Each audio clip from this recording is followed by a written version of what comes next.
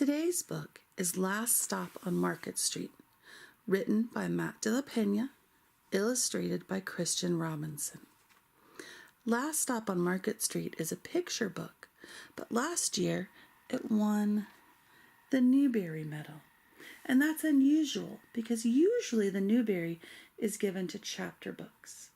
But the awards committee thought that the words in this picture book were important enough to give it the medal.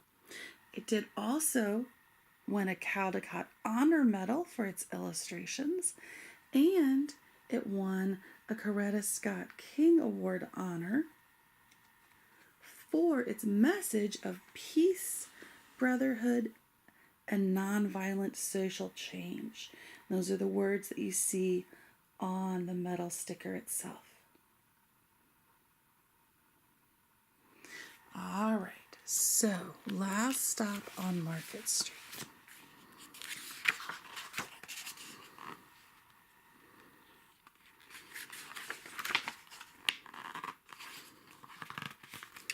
CJ pushed through the church doors, skipped down the steps. The outside air smelled like freedom, but it also smelled like rain, which freckled CJ's shirt and dripped down his nose. He ducked under his Nana's umbrella, saying, "How come we gotta wait for the bus in all this wet?" "Trees get thirsty too," his Nana told him. "Don't you see that big one drinking through a straw?" CJ looked for a long time, but he never saw a straw. From the bus stop, he watched water pool on flower petals, watched rain patter against the windshield of a nearby car. His friend Colby climbed in, gave CJ a wave, and drove off with his dad. "Nana, how come we don't got a car?"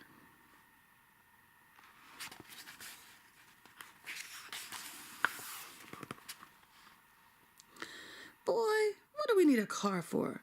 We got a bus that breathes fire, and old Mr. Dennis, who always has a trick for you." The bus creaked to a stop in front of them. It sagged and sighed, and the door swung open.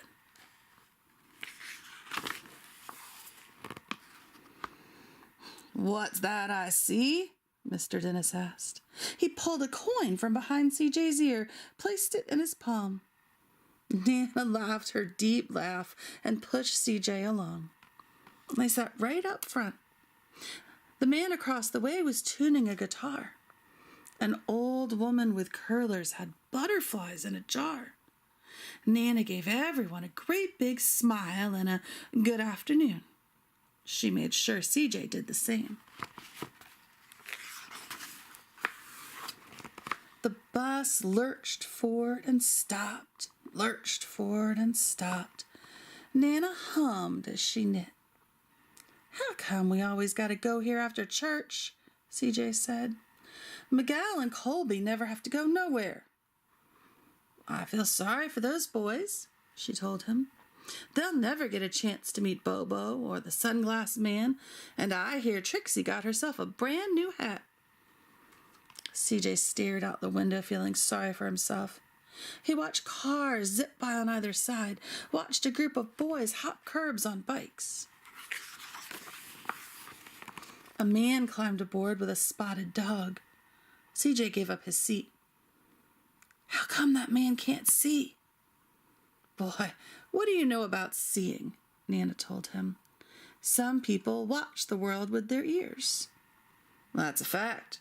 Their noses, too," the man said, sniffing the air. "That's a mighty fine perfume you're wearing today, ma'am." Nana squeezed the man's hand and laughed her deep laugh.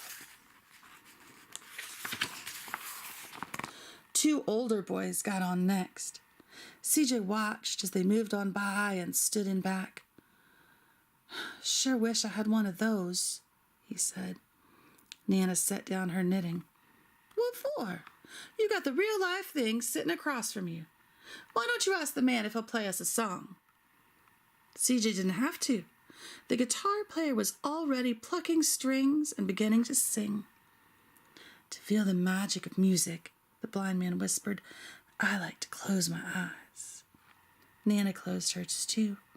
So did CJ and the spotted dog.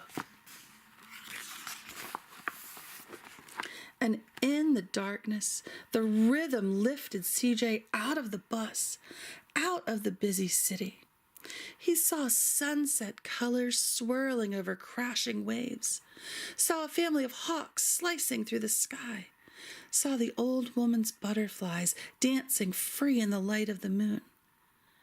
CJ's chest grew full, and he was lost in the sound, and the sound gave him the feeling of magic.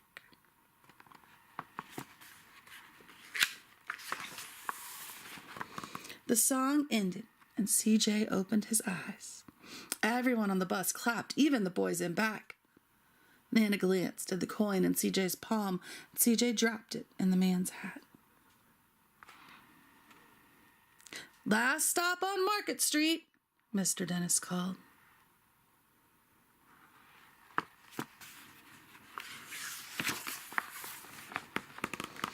CJ looked around as he hopped off the bus. Crumbling sidewalks and broken down doors, graffiti-tagged windows and boarded-up stores. He reached for his Nana's hand.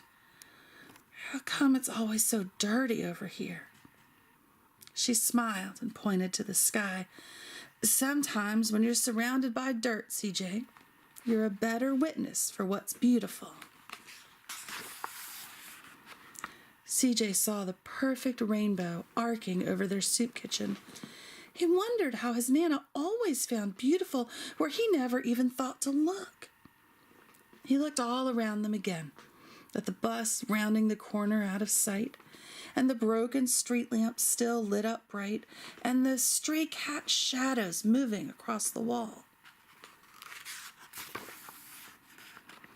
When he spotted their familiar faces in the window, he said, "I'm glad we came."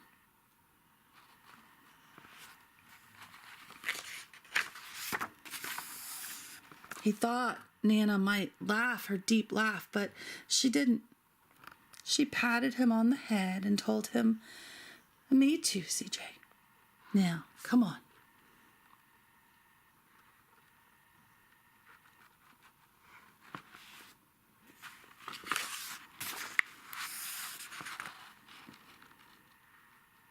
The end.